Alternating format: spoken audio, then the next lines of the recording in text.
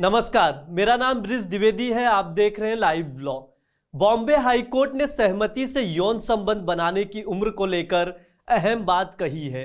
High court ने कहा कि कई देशों ने किशोरों के लिए सहमति से यौन संबंध बनाने की उम्र कम कर दी है और अब समय आ गया है कि हमारा देश और संसद भी दुनिया भर में हो रही घटनाओं पर ध्यान दे और इस पर विचार करे।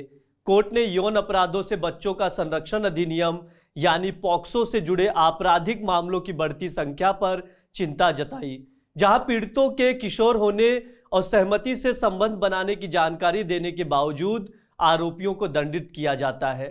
कोर्ट ने कहा, ऐसा नहीं है कि किशोर बुरा निर्णय लेंगे, उनकी इच्छाओं की अनदेखी नहीं की जानी चाहिए।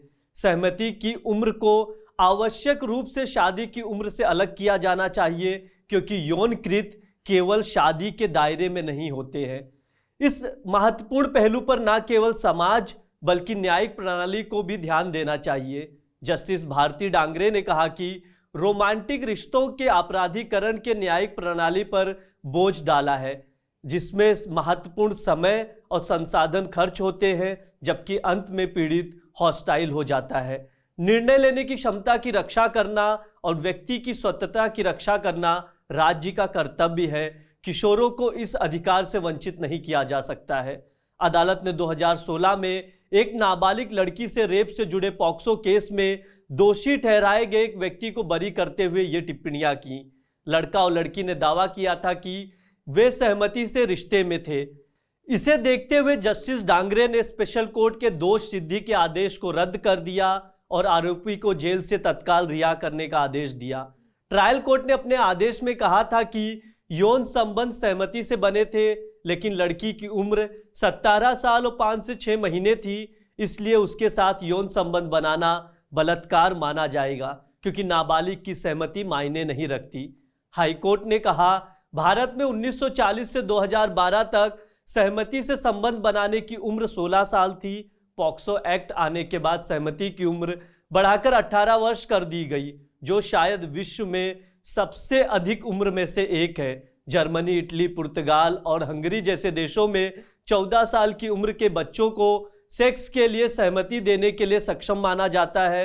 लंदन और वेल्स में सहमति की उम्र 16 साल है, जबकि जापान में 13 साल है। अदालत ने समाज और न्यायिक प्रणाली दोनों में सहमति की उम्र और शादी की उम्र के बीच अंतर पहचानने के महत्व पर जोर दिया। अदालत ने कहा कि मौजूदा कानून के तहत 18 साल से कम उम्र की लड़की से यौन गतिविधियों में शामिल होने की उम्मीद नहीं की जाती है, और अगर वो ऐसा करती भी है तो गतिविधि में सक्रिय भागीदारी होने के नाते उसकी सहमति सारहीन है और कानून की नज़र में सहमति नहीं है। 20 साल का कोई लड़का 17 साल और 364 दिन की एक लड़की के साथ यौन संबंध बनाता है तो उसे उसके साथ रेप करने का दोषी पाया जाएगा, भले ही लड़की ने स्पष्ट रूप से स्वीकार किया हो कि वो भी यौन संबंध में समान रूप से शामिल थी। अदालत ने कहा कि मौजूदा प्रावधान सामाजिक वास्तविकताओं पर ध्यान नहीं दे रही है। ये माना जाता है कि नाबालिग के साथ हर यौन संबंध, चाहे उनकी समान भागीदारी हो, बलात्कार है। यहाँ आरोपियों को तब भी दंडित किया जाता है जब पीड़ित खुद कहते हैं कि वे सहमति से रिश्ते में थे। अदालत ने यह भी कहा कि पॉक्सो अधिनियम बच्चों को यौन शोषण से बचाने के लिए है। इसका उद्देश्य किशोरों के बीच सहमति से बनाए गए संबंधों को अपराध बनाना नहीं है। अदालत ने आगे कहा कि डिजिटल युग में किशोरों के पास इंटरनेट, मोबाइल, OTT प्लेटफॉर्म, फिल्मों तक आसान पहुंच है, जो उनके दिमाग पर गहरा प्रभाव डालती है। ये प्रभाव नकारात्मक और सकारात्मक दोनों तरह के हो सकते हैं। साथ ही सेक्स के बारे में जिज्ञासा भी पैदा करती है। इसी तरह की कानून से जुड़ी खबरें देखने के लिए लाइव लॉ को सब्सक्राइब करें और नोटिफिकेशन पाने के लिए बेल आइकॉन पर क्लिक करना ना भूलें। साथ ही कानूनी खबरें पढ़ने के लिए आप लाइव लॉ की हिंदी और इंग्लिश वेबसाइट पर विजिट कर सकते हैं। लिंक डिस्क्रिप्शन बॉक्स में दिया गया है। शुक्रिया।